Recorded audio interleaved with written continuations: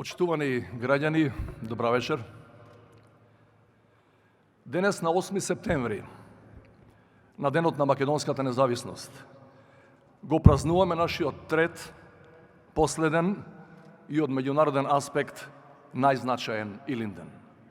Денес сме собрани да се подсетиме дека независноста не ни е подарена од никого, туку е дело на многу генерации водени од идеалот за слободна и своја држава. Во целиот тој историски континуитет на трите Илиндени, први се вклучија илинденците кои се бореа за слобода наспроти смртта, партизаните кои се изборија за државност наспроти окупација и огромното мнозинство граѓани кои пред 30 години се изјаснија за независност. Не беше случајно тоа што илинденците како Брашнаров и Влахов во 44-тата беа учесници на државотворното заседание на АСНОМ. И не беше случајно што асномецот Глигоров во 91-та година јавно го прогласи новото поглавје на суверена и независна македонска држава. Континуитетот, но и концептот на државата е јасно впишан и во клучните документи на трите Илиндени. Крушевскиот манифест, кој декларира соживот меѓу еднаквите, Декларацијата за основните права на граѓанинот на Демократска Македонија од Свети Прохор Пчински и Декларацијата за сувереност, кои ја потврдуваат визијата на основачите на Демократска република, втемелена врз сите меѓународни документи и принципи за човековите права и слободи. Од тука 8 септември не е како што некои скептици коментираат некогаш и денес, стихина и непромислена авантура на еден млад и историски неопитен народ, туку обмислено заокружување на најзначајниот проект во нашата историја, врз чиј што концепт работеа плејада врвни македонски интелектуалци. На 8 септември 91-та македонските граѓани го искористија своето суверено право на самоопределување и по мирен и демократски пат се изјаснија за независност. Гласот за суверена и самостојна Република Македонија беше глас на човековото достоинство и израз на неотуѓивото право на секој народ и на секој македонски граѓанин самиот да реши за себе, за своите деца, за сопствената држава и иднина. На тој ден, 8 септември 91-та, се вкрстија во едно сите претходни Илиндени, на сите генерации кои сонувале, се бореле, гинеле, но на крајот сепак се избориле за нашата слобода. Почитувани сограѓани, кога еден народ создава држава, тогаш секој поединец неминовно доаѓа до сознанието дека неговата судбина и иднина, неговиот развој и напредок се нераскинливо поврзани со судбината и иднината на државата што ја создал. Како што државата е одговорна за своите граѓани, така и секој еден од нас е одговорен за државата, затоа што од нас самите зависи нејзиниот опстанок и нејзините перспективи. Од тука овој 30 годишен јубилеј е и можност за колективно преиспитување на нашата совест. Прашањето кое уште во далечната 1903-та го постави Крсте Петков Мисирков за нашата генерација и денес има еднаква тежина. Што направивме и што треба да правиме во иднина? Искрениот и реален одговор е дека ова е прашање за секој еден од нас, но најмногу за сите досегашни политички раководства, чија одговорност е далеку најголема. И пред предците кои ги оставија коските по планините за да ја создадат оваа држава, не помалку за нашите деца и внуци, за нашата младост, за да дојде до своја држава. Еден народ, нашиот народ, во изминатиот век и половина, има поминато низ една од најголемите голготи која ја памети европската историја. Само да се подсетиме дека во завршната етапа независноста ја стекнавме во исклучително сложени геополитички и безбедносни околности, на крајот на студената војна и на почетокот на крвавиот распад на Југословенската федерација. Во такви услови, сите критериуми за меѓународно признавање ги исполнивме без употреба на навреди и насилство, ниту кон соседите, уште помалку кон сопствените граѓани. Тогашното лидерство имаше тешка задача да изгради плурални демократски институции за кој немавме претходно историско искуство, да ја трансформира економијата врз нови основи, да создаде нови општествени правила и навики за да ја овозможи на државата да опстане и да се развива во новиот глобален поредок. Имајќи ги во предвид делото и заслугите на првенците на таа генерација, дел од нив претходно веќе признаени, денес со орден 8 септември ги одликува првиот парламентарен состав на Собранието на Република Македонија и незиниот прв председател. Драги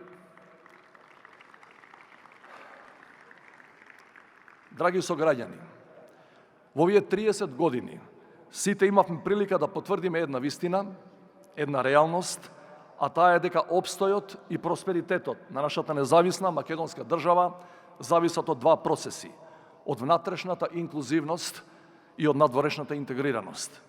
Мултиетничкиот соживот и вековната традиција на почитување на различноста се нашата најголема вредност, и тоа не е така само во пишаните документи со кои ќе се фалиме пред светот. Затоа постојат многобројни примери во нашето секојдневие, каде што и радоста, и тагата, луѓето еднакво ја делат, независно од нивната вера или нација. Тргнувајќи од Крушевскиот манифест, преку рамковниот договор, се до денешните модели на заедничко живење, се провлекува суптилната нишка на инклузивноста која ги држи различните етникуми заедно и во добро и во лошо. Најголем успех за државата е ако сите нејзини граѓани, независно дали се македонци, албанци, турци, срби, власи, роми, бошњаци или припадници на помалите етнички групи, независно дали се христијани, муслимани, евреи или атеисти, ја чувствуваат како своја татковина. Но истовремено, иднината на државата зависи и од нашата целосна интеграција во битните меѓународни организации, затоа што малите држави не можат да опстанат во денешниот глобален и немирен свет, ако се сосема сами, без сојузници и пријатели. Уште на самите почетоци на независноста, сите релевантни политички и општествени субјекти постигнаа општ консензус околу неопходноста од членство во Северноатлантската алијанса и во Европската економска заедница. Освен што ја јакнеа меѓуетничката кохезија, евроатлантските интеграции ги помируваа и политичките противници. Интеграцијските процеси беа и се уште се и мотив и средство за достигнување на европските стандарди на живење во многу области. Земени заедно, внатрешната инклузивност и надворешната интеграција се клучните оски за долгорочна стабилност и просперитет на нашата држава. Северна Македонија може да напредува само ако сите нејзини граѓани ја чувствуваат како своја татковина и ако е целосно интегрирана во западната заедница на народите. Почитувани, овие две оски на нашата стабилност не секогаш беа ускладени. Понекогаш тоа беше поради притисокот на надворешните фактори, врз кои ние немавме никакво влијание. Негирањата и заканите, двојните стандарди, политичките блокади на нашите интегративни процеси ни одзедоа премногу време и енергија. Затоа направивме тешки, но неопходни политички компромиси со цел да отвориме нови перспективи и да излеземе од изолацијата во која некои свесно не туркаа. Но да бидеме искрени, за дел од проблемите сме и самите виновни. Години и години изгубивме, додека се обидувавме да извршиме историски инженеринг врз нашето потекло и корени, кои се неспорни и одамна потврдени, или кога некои права, поврзани со статусот и вклученоста на етничките заедници во заедничката држава, долго време ги државме на маргините. Од време на време, прекомерната етнизација на политиката и партизацијата на институциите дополнително ја влошуваа состојбата, што доведуваше до меѓуетнички тензии, политички кризи и длабоки поделби меѓу граѓаните, која нарушија нивната доверба во сопствената држава. Ефектите од долгата и мачна транзиција придонесоа постепено пред наши очи да се оформи најголемата опасност и закана за нашата иднина, а тоа е масовното иселување на нашите граѓани. Младите, но и повозрастните се иселуваат тогаш кога ќе престанат да веруваат дека државата може да обезбеди услови за пристоен живот, достоен за човекот во 21. век. Почитувани граѓани, во овој контекст некои го поставуваат прашањето дали воопшто ја заслуживме независноста. Според мене, Тоа е прашање од сосема поинаков категоријален статус кое не треба да го мешаме со главното. Независноста стекната во 91-та е третата и последна фаза на најголемиот национален проект во нашата историја, започнат и развиван преку двата Илиндена. Прашањето од типот зошто денес имаме 450 евра просечна плата, а не 1000, дали бројката на невработени иселени мораше да биде толку висока, или за квалитетот на услугите кои државата ги испорачува на граѓаните се апсолутно легитимни.